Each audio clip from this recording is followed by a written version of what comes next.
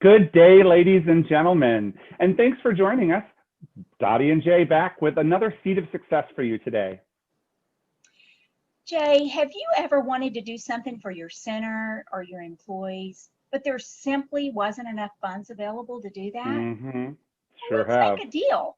All right, let's make a deal. You're talking about bartering, aren't you? I am. I knew. So interestingly enough, let's talk about what bartering really is.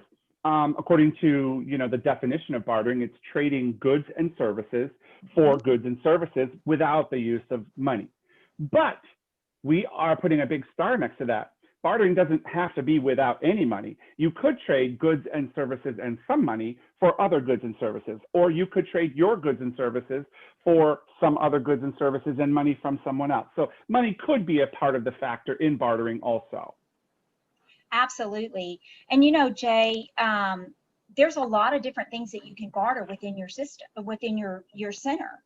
As you said, you can barter, a portion of your bowling. You may have, a company come in, let's just say a radio station come in, and they want to do a party, and you barter out, say, the bowling portion of it, but they still have to pay for their food. So that's a way that you can kind of leverage that.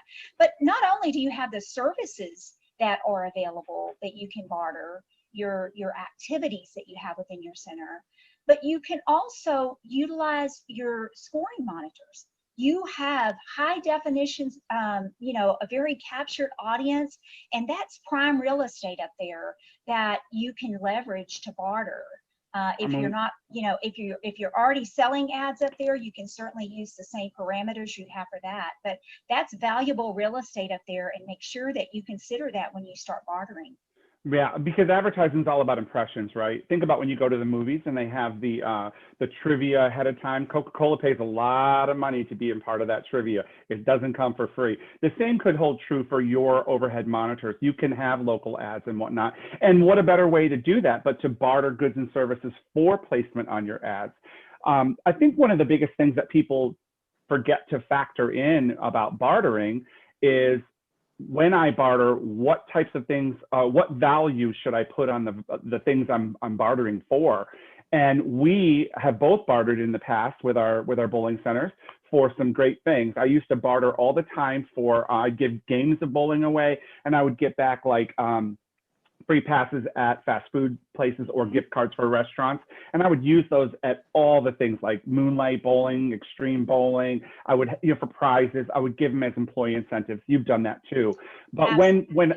yeah, but when I bartered, it wasn't, $2 a game because that's what the Sunday special was. It was my going rate.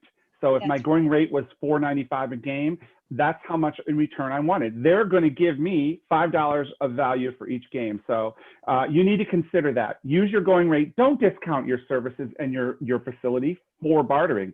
You're getting top dollar. You're going to give top dollar back. absolutely. Jay, the other thing about that, you mentioned that you used your return of what you were getting when you were bartering for different prizes and stuff. There's also so many other things that you can use that you can actually take advantage of bartering. And even like building maintenance, for example, if you need a paint job or if you need your carpet cleaned. But one of the ways that I really love to consider bartering is to give back to the employees. It's working in a bowling center is a hard job, and it's nice when you can do something extra special for the employees without grabbing in to the budget and having to get money out of your own pocket. And so, especially during the holidays, when you can leverage what you have and you can barter with, say, a restaurant, and you can get a $50 gift certificate that you can give away as a door prize to your employees during the holidays, and you can give the restaurant, X number of free game passes. Not only are you doing something to reward and show your appreciation to your employees, but also look at it that you're getting in new business as well. You are exposing your center to potential new customers that otherwise you may not have been doing. So there's a lot of different things that you can do to make it creative. But certainly if you are wanting to do something, and especially in 2020 when motivation is so down, if you're looking to do something for the employees but you're already strapped for cash, this is where bartering can really come in handy, because you can do, I've received iPads, I've received limousine rides. You just, nothing is off limits. Nothing should be off the Think table. all they can do, the very worst that can happen is somebody says no. No, right. That But doesn't harm anybody. You have a captive audience, like we said, for the monitor ads, but that captive audience is also your customer base that you probably know very intimately. You see them often week after week after week. So I had a guy that owned a Chem Pro carpet cleaning business, and he was the owner of it. So he was an independent contractor, and he would do my carpets at the center twice a year, and he bowled 2 leagues a week. He never paid for league line, and she only paid the prize fund portion. So, you know, that's a big savings from my point of view, but he was happy to do it. It was his environment too. So, you know, you never know what your relationships that you build with your customers can lead to until you ask and find out. And that's the whole point of bartering. So you need to consider that when you're bartering.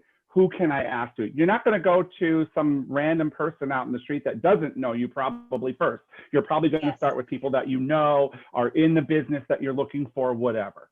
And you know, Jay, as I mentioned, you know, I like to use bartering to reward the employees. And now's a really good time. I mean, if you start reaching out and you start going to businesses that you're wanting something from, it also is a great way for you to build your reputation. You're starting to build that relationship. And so a lot of times, especially during the holidays, if you reach out to a business and you say, I'm trying to get together some gifts for door prizes for my employees during the holidays, and I was wanting to see if you were interested in a trade out. Well, that also gets them to thinking, golly, maybe I should be doing something for my employees. So that could very likely lead to, well, yeah, I would actually like to bring them out on a Tuesday night at 9 o'clock. And then you could barter out a portion of that in return for whatever it is that you're looking for. So absolutely. It's a great way to start to build business relationships as well. It is. All right. Well, we've given you a lot of ideas about bartering, and I think we should talk about some of our takeaways right now. What don't you think, Dottie? I think so. Okay. So takeaway number 1 we talked about was make sure that you use the going rate for your product. Don't factor in any kind of discounts for your product, because you're not going to get a discount price back, right? Apples for apples. We're not trading apples for grapes. Know the value of what you're getting in return. Dottie, you made a very good point about this when we were having our conversation. You need to understand what the face value or the market value is of what you're asking for before you even go to ask, right? So if you're bartering for carpet cleaning, oh, I normally pay $500 to get my whole center cleaned.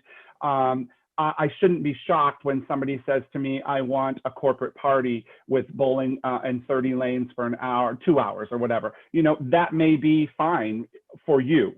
It may be reasonable to ask for. So know the value of what you're getting in return for sure. Number 3, do you have any restrictions or disclaimers that you're going to put on what you're giving them? And do they have any restrictions on anything that they're going to give you? Ask the questions. This is where I'm going to tell you, we talked about this too, Dottie. Use your people's court, your Judge Judy in this. It's probably best to just write up a simple little paragraph with the statement of, I'm going to give you this, you're going to give me that, with those disclaimers or restrictions on there, and have both parties sign it. You know, it's 2020. We do things a little more fancy nowadays, and that protects both of you from the thing. We used to say, go ahead. And besides, we can't just do it over a handshake. Yeah, I was going to say that.